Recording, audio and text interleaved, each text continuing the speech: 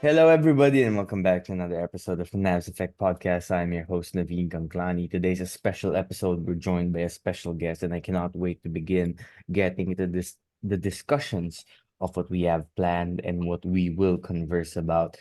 And for the topic we have at hand today, well, safe to say our guest is quite knowledgeable about it. But first, a quick word from our sponsor, Fitspire. Are you ready to transform your home into a premium fitness haven? Look no further than Fitspire, your go-to destination for top-notch home gym equipment designed to take your fitness to unprecedented heights. Immerse yourself in a world of possibilities with their versatile range of premium gear, including yoga equipment for serene workouts, adjustable dumbbells and kettlebells for customized strength training, roller wheels and push-up bars to sculpt those abs and arms, jump ropes, foam rollers, and stability balls for an all-rounded workout experience, stylish and efficient cooling towels to keep you refreshed, and sport water bottles for staying hydrated in style. Fitspire's equipment is not only durable but also space-saving, allowing you to create your dream workout space without sacrificing aesthetics or functionality. Whether you're a fitness novice or a seasoned pro, their collection caters to all levels. And here's the real game changer. As a special treat for our podcast listeners, we're offering an exclusive 10% off on your purchase. Simply use the code word NAVSEFFECT10 upon checkout at www.sunbeamslifestyle.com. It's our way of saying thank you for choosing Fitspire. But that's not all. For an even more seamless experience, download the Sunbeams Lifestyle app, available on both iOS and Android platforms. Browse their collection, stay updated on fitness trends and exclusive deals. Transform your fitness routine from ordinary to extraordinary with Fitspire. Don't just dream about your fitness goals, achieve them in the comfort of your own home. Visit www.sunbeamslifestyle.com, use code NAPSEFFECT10, and let Fitspire be your fitness companion on this incredible journey.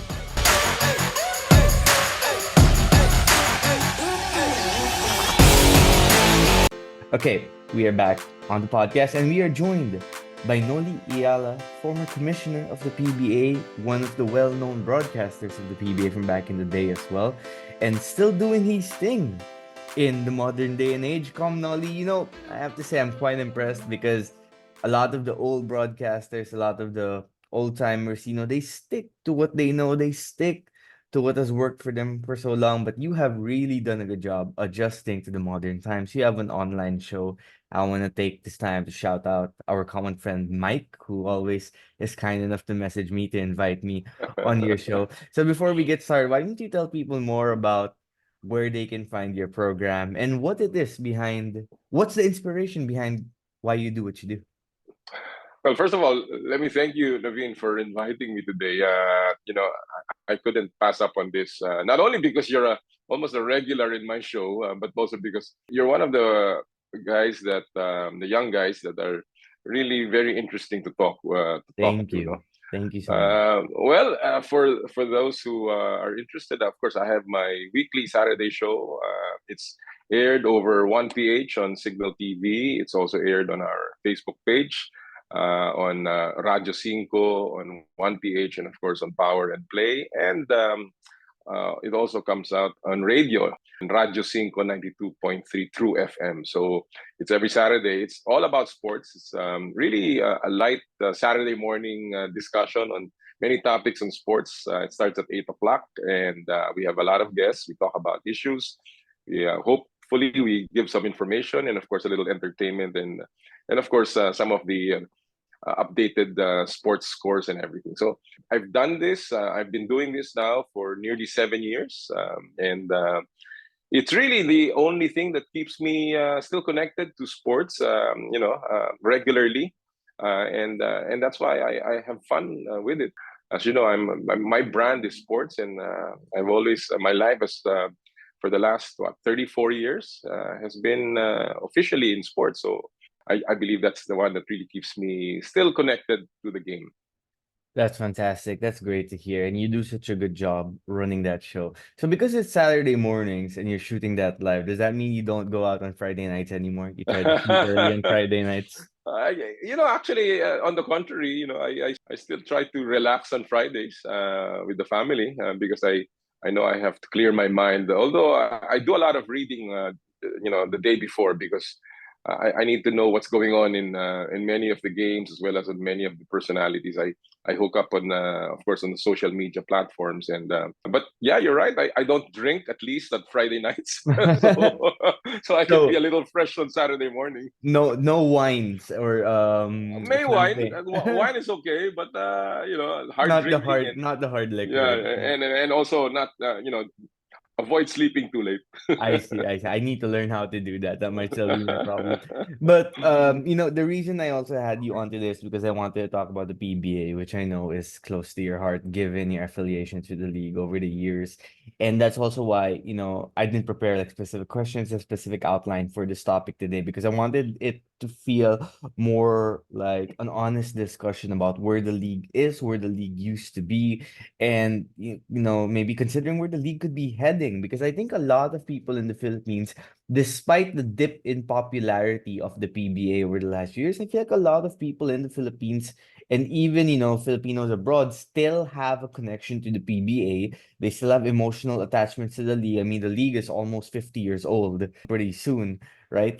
And a lot of people grew up watching the league, myself included. I'm sure you as well. A lot of people still remember their favorite players, whether that's Ramon Fernandez from way back in the day, or Alan Kaidik, or maybe some of the newer generation who grew up watching Alvin Patrimonio, or guys like, even John Arrigo, someone who I think is quite underrated when younger Yeah, PBA yeah. players. Exactly. Oh. He was one of my favorite players back in the day.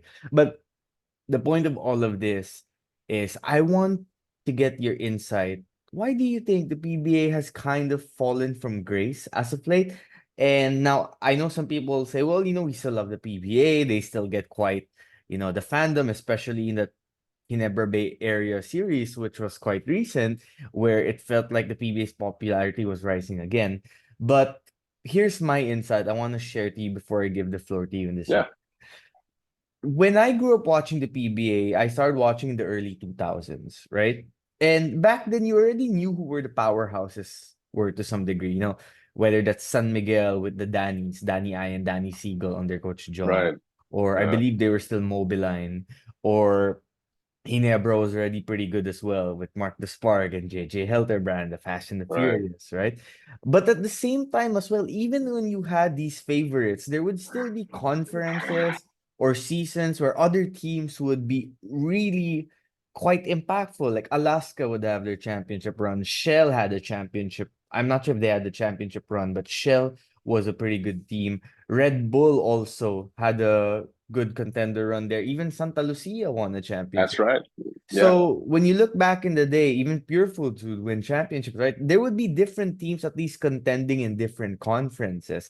But now it just feels more like, okay, it's gonna be Ginebra, it's gonna be San Miguel, and maybe Talk and Tex or TNT would win once in a while, right? Do you think the fact that the league has become predictable in terms of who will win, and in turn that lack of parity is the biggest reason why the popularity or the excitement isn't what it used to be? Well, you hit it right on the head. I think it's really the predictability that is hurting the PBA. Predictability comes from the disparity, the huge disparity. It's not only a small disparity as it was before. It's already a very, very wide gap between the haves and the have-nots in the PBA. Let me get first to the first point that you're asking. Why do you think is there a drop, despite the fact that you're describing how people are still connected nowadays, no, in some form or the other because of the past and of course of certain stars that you mentioned that I also enjoyed. No, John Arrigo's a name that I haven't heard in a long, long time. Nabi. But I like to compare it to this, to the monument of Jose Rizal, the Okay. PBA. It is a revered monument. It is our national hero. We know it's there. Mm-mm. It's been there for the longest time. We know what it represents. We know that there is a ceremony that goes around, like a changing of the guards, but it's never changed. it's just there. It's the same. If you've seen it once, there's no more excitement. You know what's going to happen at a certain time. The guards will change. The flag is probably something you want to take a picture, and but once you've taken a picture, that's it. No, and in fact, now there's even a background, a building that destroys the picture. So it's there, Mm-mm. and the PBA is just like that. You know, many of us have been to the games. Many of us have watched it on TV.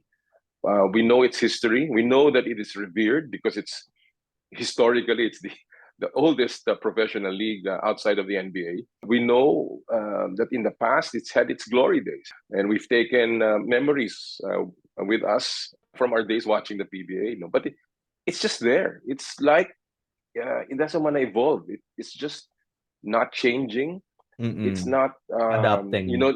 it's not adapting. It's very predictable. You know that the guards will change at a certain point. You know that no matter how they start, at the end it will be the top teams that will be playing in the semifinals. But you cannot take it out. It's something that you no longer can dismantle. You cannot destroy it, just like the Rizal Monument, because it is our national sport.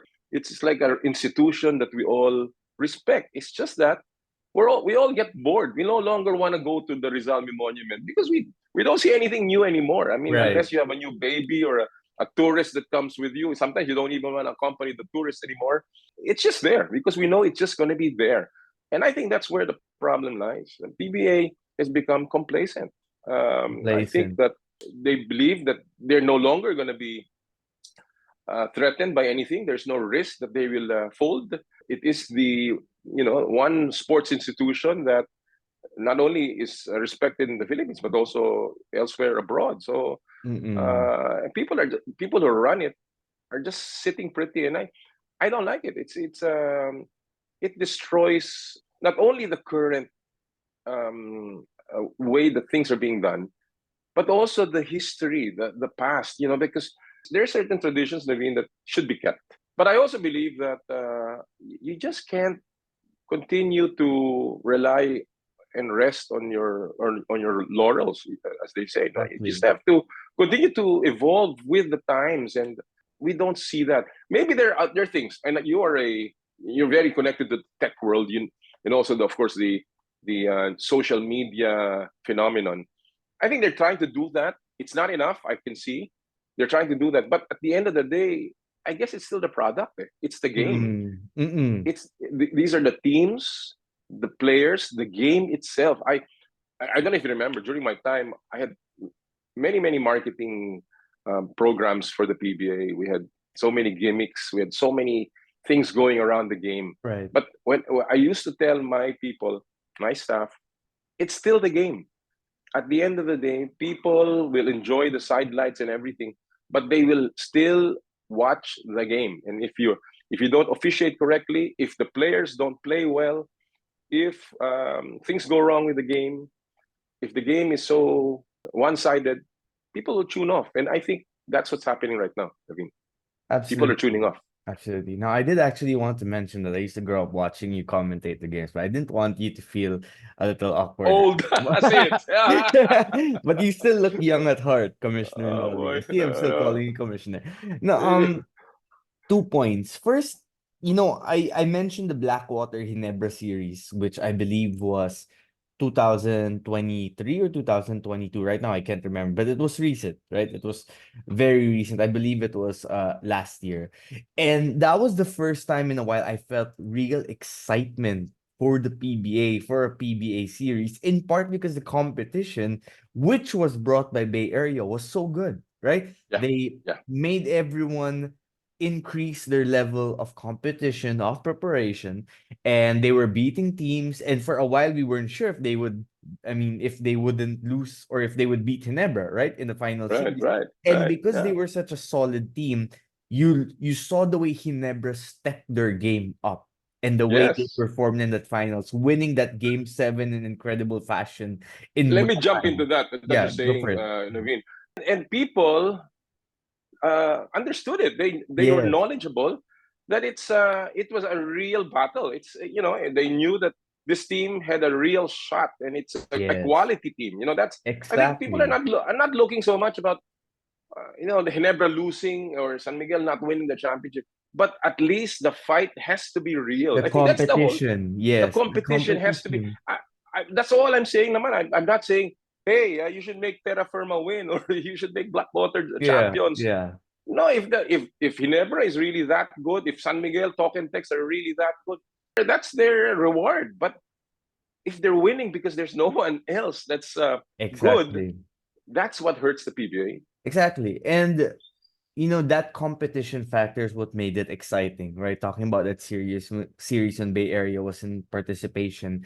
It's because when you were watching the games, you're like, okay, who's gonna beat Bay Area today? Or are they going to lose to, like, Yeah. Ginebra or San Miguel? And because the thing is, for me, if I want to watch something that I kind of know the ending, well, I'm gonna tune into Netflix instead. Or I'm gonna go on Yes. Amazon Or Prime. or I'll you watch tune it. Or tune back in around last 3 minutes or 5 minutes of the game and exactly, just check the exactly. score. Okay, it's close, then we'll watch. But if it's not, wala na yan, talo na. Diba? That's it. Exactly. And one of the issues I believe is like a lot of fans now, even the younger fans I've spoken to who are still in college, you don't really watch the PBA anymore. They're like, okay, let's say for example, Xavier Lucero got drafted to Northport. Cool. So how many seasons, how many conference does he stay there before he ultimately goes to Ginebra? You said Compared that, I did. compared to or even not Ginebra, one of the other teams, right? Which is the phenomenon that people consider as farm teams. Well, look, whether it's true or not, we don't know. We don't have proof.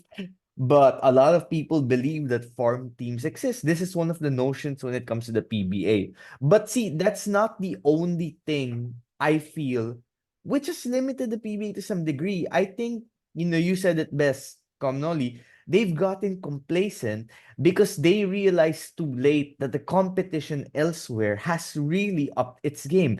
Back in the day, the PBA was the main sports draw in town, right? Early 2000s, Absolutely. late 90s, everyone was tuning in Sunday nights to watch the PBA games, Wednesday, Friday, sometimes Saturday. Advertisers were killing just to get into the TV coverage. Exactly. But now Yeah. you look at our landscape, not just sports, content in general. We have streaming on demand. What do you want? Netflix, Prime, HBO, Disney Plus, Apple Plus, name it. You want to watch TV series? It's there. Even if you don't watch TV, you go on YouTube, you can type anything you're interested about, videos will come out. And Right. going back to the sports spectrum, the UAP has done such an amazing job marketing the league. Kudos to them that I feel it's become the most popular basketball league in the country today. Then you add the fact now that back in the day, I think you remember this, Sir Noli, that back in the day you might only get to watch an NBA game once a week or twice a week, That's right? right. When Yeah. Solar You have to Sports have that. would, No, even during my time in the 80s, you had to yeah, have that FEN, that Far East Network antenna that you needed, that you were going to get a signal from Clark. And I was watching the games and at 2 o'clock in the morning, 3 o'clock in the morning, just to get a coverage from Clark. So yeah, you're right. There exactly, were very exactly. limited choices And nowadays, people can watch NBA on demand on their on phones. demand. You will Right, watch League Pass. Kahit nga hindi ka mag-League Pass, some people will find streaming websites that show the right, games right. now, di ba? And No, but just to add also, volleyball. yeah. Oh yeah. Volleyball also Oh has, yeah. whether that's UAP or the PVL. I mean, the PVL has how many fans each time it has a game nowadays, right? Go ahead, Let Tom. me comment. Let me comment lang on the UAP. I cannot disagree that the UAP is very very popular, and it's because I think, Naveen, it has a built-in crowd. It has a built-in following. That's their advantage. And now, of course, the organizers of the UAP, including, let's give credit to the TV, it's easier to sell because they leverage on this built-in crowd. That's again one of the things that the PBA lacks. Mm, We are not geographically based. We're not LGU based. So there is no natural following. It's a brand that is playing. And so teams are supposed to be marketing their brands. And of course, we only play in one area, which is Metro Manila mostly. yes, So again, yes. there's that fatigue factor in terms of buying. Of course, a lot of things come in. But I think that's what's lacking in the PBA. The PBA has forgotten how to develop a market. And it's Mm, all because they always rely, and this is always what I hear, ang dami naman nanonood online eh. Ang dami naman nanonood online. Where they're always saying that. But I think it's a very superficial analysis, because the question is, okay, if you check something online for about 30 seconds, somehow it gets recorded, but it's really not substantial. Before, during my time, we would be very concerned about what we call conversion and also fallout, meaning those that were watching before that are no longer watching, and those that were not watching and now have started to watch. We were very careful about that because we needed to ensure that there is a continuity of following for the PBA. Now, Right. because of the multiple platforms that you mentioned, league officials are beginning to think, we have 30,000 views right now watching. They think that's the number, and again, it's very, very deceiving, because at the end of the day, you look at the venues and there's no one, Mm. absolutely no one. It's only in the semifinals that you see the venue at least half full, and if it's a Ginebra or San Miguel or Pure Foods game. This is very important. It comes to play for even the players, because Mm. I know this for a fact. Players play better and perform with more gusto and more zest if there are people watching them. Naturally, Eh, yes, yeah. that's why the UAP games are exciting, because these kids are playing in front of a crowd. MPBA, the only people that are watching now are either relatives or officials, or a few handful of real supporters. So again, that's something that the PBA has become very, very complacent, a little bit confused. They Right. think that the following is there when really it's starting to wane. And a lot of people have been talking about it. You've mentioned it. A lot of other writers or some PBA former PBA players have been sounding the alarm bells. But I don't know. Somehow it's not being. We don't see anything tangible that's being done. Attention all Ateneo supporters and fashion enthusiasts. Get ready to elevate your game day style with Get Blue's latest masterpiece, the all-new hoodies. These aren't just any ordinary hoodies. They're the best Get Blue that's ever come out with. Crafted with precision and passion, each hoodie is a testament to their commitment to quality and style. And guess what? They come in 3 stunning colors: cream, royal blue, and navy blue. But wait, there's more. The new hoodie features textured and embroidered patches on premium peak fabric, ensuring a luxurious and comfortable feel like no other. It's the perfect blend of style and comfort, making it an absolute must-have for the remainder of UAAP Season 86. But here's the best part. You can own this game day essential for only 2,500 pesos each. That's right, premium quality at a great price. But remember, true fans always buy original. Avoid imitations and support the Ateneo varsity teams in style by purchasing from Get Blue's official stores. With Get Blue, you're not just buying a hoodie, you're investing in the pride and tradition of the blue and white. Don't miss out on the opportunity to stand out in the crowd and show your unwavering support for the Ateneo varsity teams. Get your hands on the new hoodies today and let your Blue Eagle pride soar to new heights. Visit Get Blue's official stores to secure your hoodies now. Hurry! Quantities are limited. Okay, so let me ask you right now. Let's say hypothetically the PBA calls you and they're like, okay, Sir Noli, we're gonna bring you back as our head of marketing. Hypothetically lang, okay? What would be your immediate actions to, like you said, increase the marketing, bring back some of that conversion that you mentioned, and essentially continue the chain of fandom, or really just to make it simple, how do you increase the desire for people to love the PBA, or the desire to be attached to the league the way it was from back in the day? What would be your immediate steps? Okay, hypothetically, I would do that, but realistically, it will not happen. But hypothetically, Hypothetically, yeah. and they'll probably have to pay me for my ideas as well. But well, I've mentioned this so many times in some of the interviews about the PBA that I've been asked. No, again, it goes back to simple balance. So it takes a while. It will take a while. All of these movements of players have to be checked. In other words, okay, let's just put it this way: there has to be a move towards the game. There's another program towards marketing, and there's another move towards the organization of the PBA. Those are three giant aspects of the league that have to be addressed. There will be just no one fix to bring back the fans. No, so let's just focus on, let's say, marketing. Let's assume that there will be balance. There will be imbalanced trades will no longer be allowed. Let's assume that teams are actually developing their roster to become competitive. Let's assume that the league office is not allowing top picks to go to the big teams, and so the disparity doesn't become too wide. So let's just go to the marketing side. I personally feel that the PBA should begin moving their games again closer to the fans, out of Metro Manila. I think aesthetically it will be nice that the PBA has fans in the venues, and I think you begin with just building that crescendo, that momentum, that tidal wave of fans going back, watching elimination round games, because these are exciting games. No, so I would start seriously getting teams to play more games outside of Metro Manila, and just putting up a few games in Metro Manila. And again, that's one.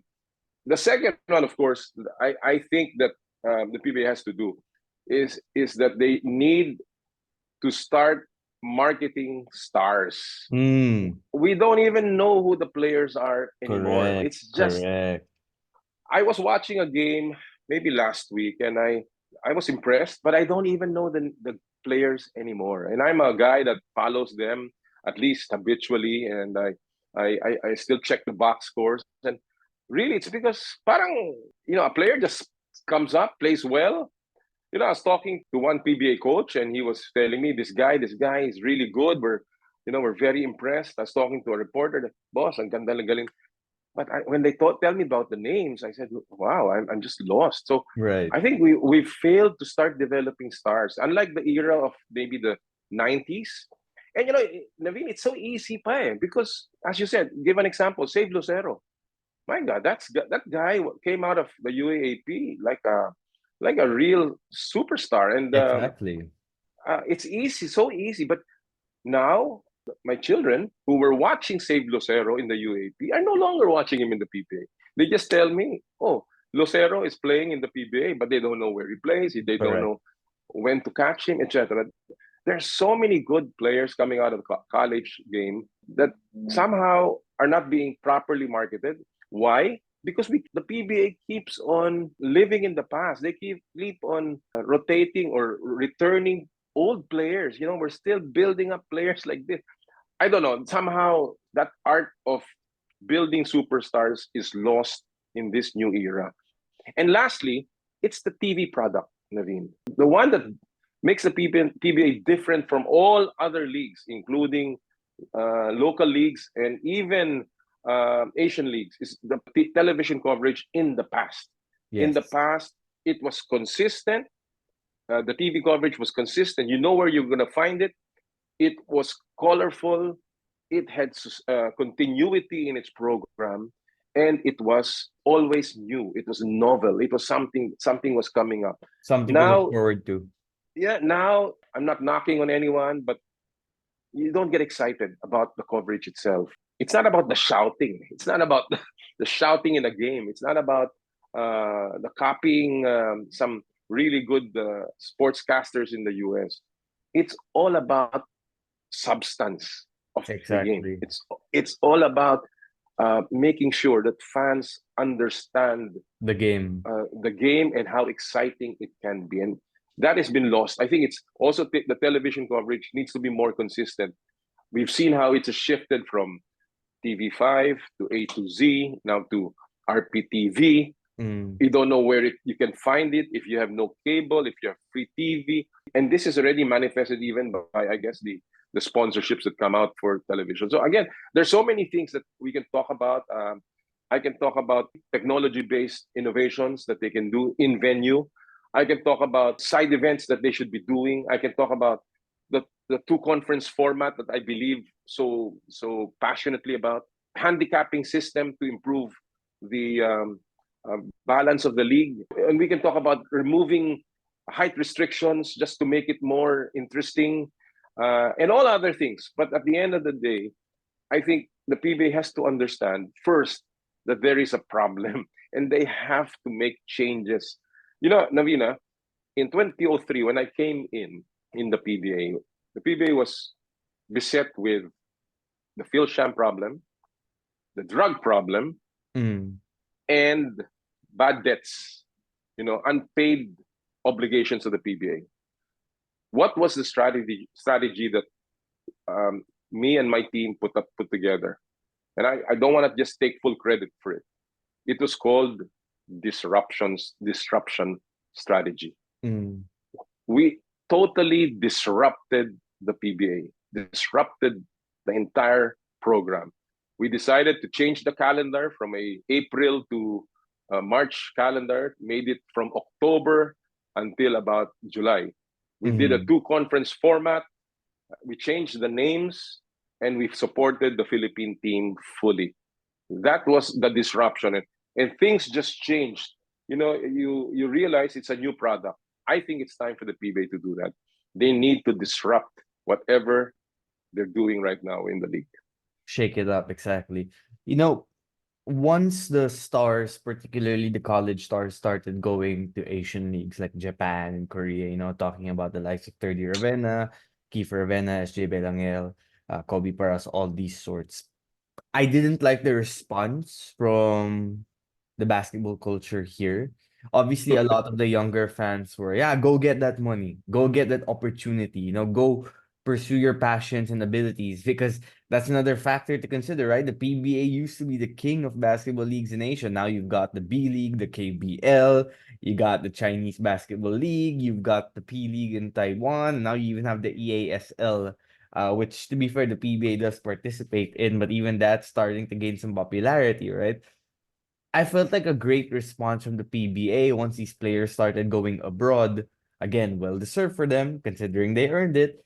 I think a great response from the PBA would have been, we wish these players the best. Our doors are always going to be open for them if they want to come back here. We'd love to Yeah. have them. And in the meantime, we feel like we have so many other great basketball stars that are still in the Philippines that we think will make it enjoyable for the fans to watch play in the games. And I felt like that would have been a great response, but of course, lo and behold, that's not what happened. It was a little more of the, I believe there was even this rule where if they didn't declare for the draft, they wouldn't be allowed to join the league or something They like were that. banned or something. Yeah, they were Exactly, banned. exactly. Oh, And when I saw that, I was just so disappointed because I felt like it was such a wasted opportunity for good PR. And also, like, if I'm one of those players who went abroad and I'm told, okay, you're gonna be banned, I'm like, all right, well, then I'll just keep finding for opportunities abroad. But what you said makes sense too in terms of marketing the players, particularly the young basketball stars. And this is where David Stern was such a genius in growing the NBA globally, which was to right. market these basketball players like Jordan, Magic, Bird, especially when they joined the Dream Team in '92 in Barcelona. And I feel like Yeah. it's such a great opportunity for the PBA to do this because a lot of the young stars that are entering the league are still coming from college. And we see how hot the college basketball scene is right now. Like Xavier Lucero, like you said, from UP, Henry Galinato, from UP, Richie Rivero, from UP, right? And this UP fan base in Philippine basketball right now is pretty huge, right? Similar for Ateneo, similar for LaSalle. So you market a lot of these young guys coming in. You push them. Tyler Teo, for example, he's from Ateneo. He won multiple championships. He has a great demeanor about himself, good head on his shoulders, right? That's a great player to market to the Right. community. And if you keep marketing these guys coming from college, you're immediately also, in my opinion, bringing in the fan bases or the followings they had from when they were in college. And that way you keep inserting new fans into the PBA. It's just sometimes it feels like the obvious thing to do is not what they do. Am I being a little too pretentious in saying that? Oh no, no. I think you're right. The pushback of the PBA with the exodus. No, let's not call it exodus. Just the decision of these young players to go abroad was really a blow to the PBA. I think they looked like they were scared. They looked like they were on the retreat and on the defensive. No, rather than have parlayed it to their benefit, saying that we wish them luck and hopefully and of course we the PBA will become better when they come back, etc., etc. No, and we can see that it was not as predicted. Not all players are moving out of the Philippines. There are only a few. The quality, the really good ones, are being Exactly. picked by these foreign leagues. No, so again, the fear is probably was probably premature and it was unfounded. But here's the thing, Naveen, that I feel the PBA should learn from. If these players are going abroad and they're hooking up with professional teams as well, so why don't you create an atmosphere where you get these players back through their professional teams, through unique tournaments like invitationals or pocket tournaments, so that you get that those players that maybe the fans are missing to play and be part of a PBA program. I'll Yeah. give you an example. Look at the Bay Area Dragons.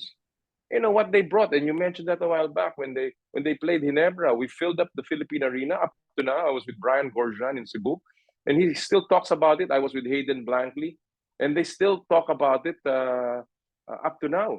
And as far as I'm concerned, that's something that they should have done. Like, why don't you come up with instead of a repetitive third conference of the same nature? Why don't you get an invitational tournament, time it perfectly with teams, invite these teams that have Carl Tamayo, that have Kai Soto, that have RJ Abarientos, Renza Bando to come over to the Philippines and play against our teams, and then that's the thing where you make the fans appreciate what the PBA is doing. Secondly, I've always believed in this. If you want the right talent to go to you, then you've got to be the benchmark of your industry. Right. Many good companies do that, and they know that they cannot attract the best of the best unless they give the best of the best opportunities as well as salaries. The PBA has been stuck to their old salary cap. Maybe they've increased it by increments, but we know how much these leagues are now paying. And we know that these teams, sorry to say, are paying almost the same amount for their stars. Yet, in their rules, there is a dishonesty in the way they bring Yeah. out Yeah. the rules. Now, why don't you have still your rules? Same, okay, half a million only max, and only 50 million salary cap. But I'll give two special salaries for players with unlimited salary. I can give Superstar, like them, a max contract. super max contract. I can give them Supermax. 2 million a month, just like what Mm-mm. they're giving in the Japan B League or in the KBL.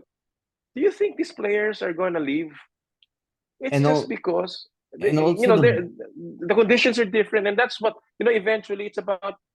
Ultimately, it's about taking care of your family. That's what they always say. So why right. don't you take care of their family here when we know these companies anyway? Now they're saying to say not all companies can afford that. That's their problem. They can't join the PBA if they can't afford to pay. That's the reason why the PBA should be number one, because these companies that join the PBA must be able to pay. They cannot be small time companies that just want to ride on other teams and make a living out of selling their players. That is wrong, and I think that should stop. Absolutely. And I think bonuses should also be part of the contract. So everything in a perfect world, everything is transparent, right? Okay. Like like us in the NBA, you see some guys like, okay, makes the all NBA team, gets this amount of bonus. Team makes the finals, get this amount of bonus, right? And that's where a lot of the other areas when it comes to the finances comes in sometimes with the league. It is, But no, it is included, Naveen. I it mean, is, yeah. during my time, and it's in the PBA bylaws that everything you earn, everything you get from your company must be computed in the salary cap. I don't understand why now they say it's not, and that's what I'm saying. And I mean, there is no, there has been a Transparency. twisting. There's no transparency, and there's been a twisting of the rules to make it fit to the needs of some teams, and that's wrong. That's where That's the PBA is getting hurt that's because where the it's getting PBA's rotten. credibility is starting to wane. That's the problem. It's not really that there is no product. It's just that the credibility is starting to go down because we're not being transparent, not only to the fans but also to the players. That's the That problem. that is true. That is true. Well, I think that's a great place to leave the discussion right now. I am looking forward to having more discussions about this in the future with you, Sir Nolly. I want to thank you for joining me on this Friday morning. I can't wait for the listeners of the podcast to get to listen to it. But before we call it a show, why don't you tell the listeners what you have planned, maybe for your own show or any other projects you have coming up, and just share about it and what you have planned. Well, again, thank you, Naveen, for this opportunity. I had a good time talking with you, and I hope to come back on your show. As far as my show is concerned, we're actually doing a reformatting of Power and Play. Oh, It will happen this Saturday, tomorrow, and well, I don't know when you're going to show this, but this March, and certainly new segments that will be coming up. It will be more lively, and of course, the discussions will be more substantial, and of course the guests will be also always be there. But again, Power and Play is a show for the fans. We hope to continue just to provide information, entertainment, and of course a lot of fun to the viewers. So again, I hope you can come on my show as well, and I certainly look forward to being on your show again. I always do look forward to being on the show, and thank you for having me. Thank you as well to Mike for the invite. When he sent me a message on Friday na I know na, okay, so Friday night, I'm not gonna drink muna. I'm gonna sleep early. I'm gonna sleep early because that's A little wine, pwede, pwede. maybe one or two glasses, but staying in with the wife and laying low. But again, Yeah, thank you so much for having me. Thank you for coming on the podcast, Sir Noli. I certainly hope it won't be the last time you're here because I felt thank this you. was a great discussion and I can't wait to have more. And more power to you, more power to Mike, more power to your team, and ultimately more power to the PBA. I think Philippine sports, as a final note, I would like to say, I think Philippine sports and Philippine culture, ultimately, it can be better if the PBA is doing great. And for those saying na, oh, mga haters lang kayo, kinikriticize niyo yung PBA, that's not true. We say what we say and we talk about what we talk about because genuinely we love this league and we want it to be great because it's a representation in many ways of basketball culture in the Philippines, which you and we both know how powerful that basketball culture here can be. And if Yeah, the PBA can represent the great sides of the basketball culture of the Philippines, then I think the rest of the world can really have an idea of how awesome it is, how awesome we see it as well. So thank you, right. Comnoli, for joining me. Thank you.